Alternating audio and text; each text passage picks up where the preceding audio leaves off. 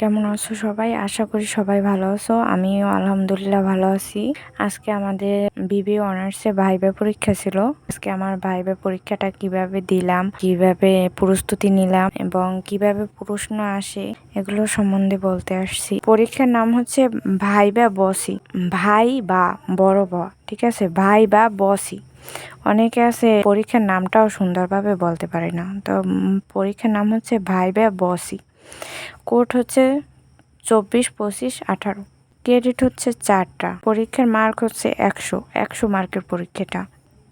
Degree বা programme, এখানে আমি আমারটা লিখছি, যে যে সাবজেক্ট নিয়ে অনার্স কমপ্লিট করতেছো সেই সাবজেক্টটার নাম লিখবা।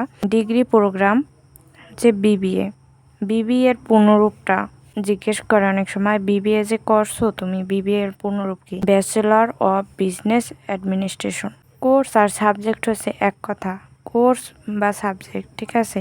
অ্যাকাউন্টিং কোন সাবজেক্টের উপরে তুমি অনার্সটা কমপ্লিট করছো। আমি এখানে পার্থক্য লিখছি হচ্ছে ম্যানেজমেন্ট আর অ্যাকাউন্টিং এর মধ্যে পার্থক্য কি। অ্যাডমিনিস্ট্রেশন, অ্যাকাউন্টিং হচ্ছে গিয়ে অ্যাডমিনিস্ট্রেশন। অ্যাডমিনিস্ট্রেশন মানে কি? প্রশাসন। ম্যানেজমেন্ট অর্থ ব্যবস্থাপনা। অ্যাডমিনিস্ট্রেশন প্রশাসনের কাজ কি? নীতি নির্ধারণ পর্যায়ে, মানে এরা নীতি নির্ধারণ করে, আর ব্যবস্থাপনা এরা হচ্ছে নীতি বাস্তবায়ন করে। এরপরে আসি ড্রেস প্যাটার্ন। মেয়েদের ক্ষেত্রে বোরকা, শাড়ি, 3 পিস বা যে কোনো ধরনের মার্জিত পোশাক পরলেই হয়। বোরকার ক্ষেত্রে কালো বোরকা ভালো। শাড়ি হালকা বেগুনি, হালকা গোলাপি, হালকা আকাশি, যত হালকা রং আছে সাদা শাড়ি পরা যায়, সবগুলো মানে হালকা হালকা রঙের জামা কাপড় পরা লাগবে। 3 পিস তাও হালকা রঙ এবং মার্জিত পোশাক থাকতে হবে। অনেকে আছে ঝিলিমিলি টাইপের ড্রেস পরে, এগুলো পরা যাবে না। আর ছেলেদের ক্ষেত্রে হচ্ছে সাদা শার্ট, কালো প্যান্ট।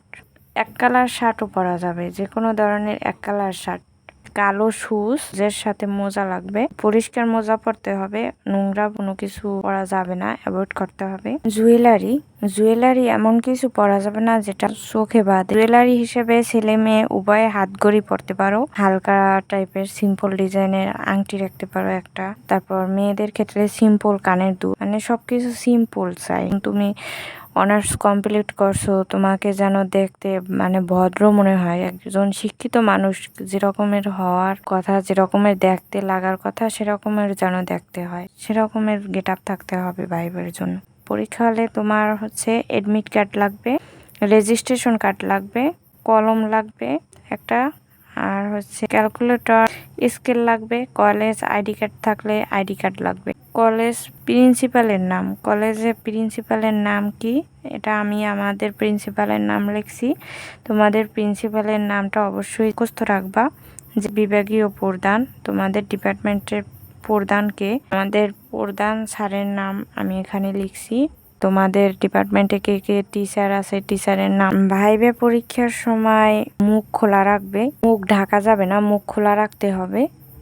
তারপর আমি এখানে ফার্স্ট ইয়ারে কোন কোন সাবজেক্ট ছিল সেই সাবজেক্টগুলোর নাম এই জায়গায় বাংলা ইংরেজিতে লিখে রাখছি, যদিও এগুলো প্রয়োজন হয় না, তারপরও লিখে রাখছিলাম যদি বাই চান্স লাগে জানার জন্য। সেকেন্ড ইয়ারে কোন কোন সাবজেক্ট ছিল, তারপর সাবজেক্টগুলোর বাংলা নাম, ইংরেজি নাম, এগুলো লিখে রাখছি। তারপর থার্ড ইয়ারের ক্ষেত্রেও সেম, থার্ড ইয়ারের সাবজেক্ট নাম ইংরেজিতে, বাংলায়, এগুলো আমি লিখে রাখছি। ফোর্থ ইয়ারেরও এই রকমের বিষয় কোড, তারপর ইংরেজি নামগুলো, বাংলা নামগুলো, এগুলো সব লিখে রাখছি। অন্যগুলো লাগে না সহজে, কিন্তু স্পেশালি এইটা ফোর্থ ইয়ারের সাবজেক্ট কোড, সাবজেক্ট নাম, এগুলো পুরোটা একেবারে মুখস্থ ঠুটস্থ করে যাবা। এবার হচ্ছে বেসিক কিছু কোশ্চেন জানা লাগবে। এই যে হিসাব বিজ্ঞান কি, তুমি হিসাব বিজ্ঞান ডিপার্টমেন্টে পড়ালেখা করো, হিসাব বিজ্ঞান জিনিসটা কি সেটা জানতে হবে। ব্যবসায়ের ভাষা বলা হয় কাকে, আমি ইন্টারনেট দিয়া কিছু কিছু বেসিক প্রশ্ন উত্তর শিখছি। হিসাব বিজ্ঞানের মৌলিক সমীকরণ কি আজকে অনেককে জিজ্ঞেস করছিল। তারপর লেনদেন কি, জাবেদা কি, জাবেদাও জিজ্ঞেস করে। যে কোনো একটা হিসাবের নাম বলে, এটার জাবেদা কি হবে, এই জাবেদাটা ভালোভাবে শিখে যাবে। তারপর খতিয়ান কাকে বলে, এরকমের কিছু বেসিক জিনিস আমি শিখছি। দেশের সম্পর্কেও অনেকগুলো প্রশ্ন করে, যেমন প্রধানমন্ত্রীর নাম কি, শিক্ষামন্ত্রীর নাম কি, এরকমের কিছু বেসিক জিনিস। এরপর হচ্ছে অনার্স ফোর্থ ইয়ারে যে পরীক্ষা দিছো, পরীক্ষা সবগুলো প্রশ্ন রেখে দিবা। প্রশ্নগুলোর এই ক পার্টের প্রশ্নগুলো শিখবা। এগুলো দিয়ে প্রশ্ন করে, বিশেষ করে খ বিভাগ, তারপর গ বিভাগ, এই প্রশ্নগুলোও দেখবা। এগুলো দিয়েও অনেক সময় প্রশ্ন করে, ভিতর দিয়ে ব্যাখ্যা চায়। আমার সুবিধার লক্ষ্যে এই প্রশ্নগুলোর উত্তর সবগুলো এই খাতায় নোট করছি। এই দেখো, এই যে আমি কিভাবে নোট করছি সেটা আমি দেখাচ্ছি। এই যে ক বিভাগ, রিসার্চ ম্যাথোলজির, এই যে এগুলো,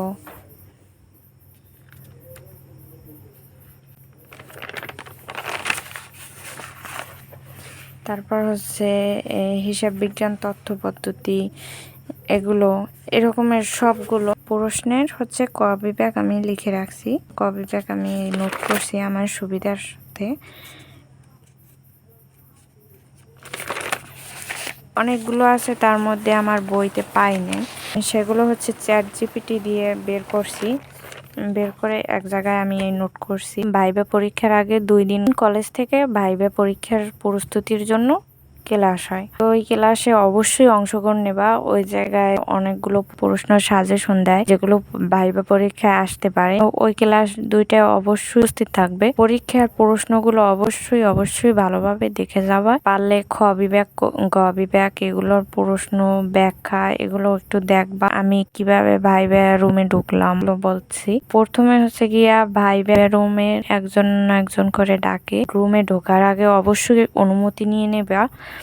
অনুমতি নেওয়ার পরে রুমে ঢুকবা। চেয়ার থাকবে পাশে, চেয়ারের পাশে আস্তে গিয়ে দাঁড়াবে আর সালাম দেবে, তো তখনই বসবে না। স্যার যখন বসতে বলবে তখন বসবে। তোমার মানে নার্ভাস ফিল কাটানোর জন্য কিছু বেসিক প্রশ্ন জিজ্ঞেস করতে পারে। তোমার নাম কি, তোমার বাবার নাম কি, এরকমের কিছু বেসিক প্রশ্ন অনেক সময় জিজ্ঞেস করে। তোমার পরীক্ষা কেমন হয়েছে, যদি বলো আমার এই পরীক্ষা, এগুলো পরীক্ষা ভালো হয়েছে, যেগুলোর নাম বলছো ওইগুলো দিয়ে বেশিরভাগ প্রশ্ন করার চেষ্টা করে। তো যে পরীক্ষাগুলোর কথা বলবে যে আমার এই পরীক্ষাগুলো ভালো হয়েছে, সেই পরীক্ষাগুলোর প্রশ্ন দিয়েই তোমাকে বেশিরভাগ প্রশ্ন করার চেষ্টা করে। ভাইবা রুমে ঢুকে বসার পর অবশ্যই কাগজপত্র টেবিলের উপরে রাখবে না। কাগজপত্র, তোমার ফাইল এগুলো হচ্ছে গিয়ে হাঁটুর উপরে রাখবে, টেবিলের উপরে হাত রাখা যাবে না। অনেকে আছে ভাইবা রুমে ঢোকার পর ভয় লাগে, হাত পা কাঁপে, ক্ষেত্রে হাত দুটো টেবিলের নিচে তো থাকবে, তোমার টেবিলের নিচে এরকমের করে শক্ত করে ধরে রাখতে পারো।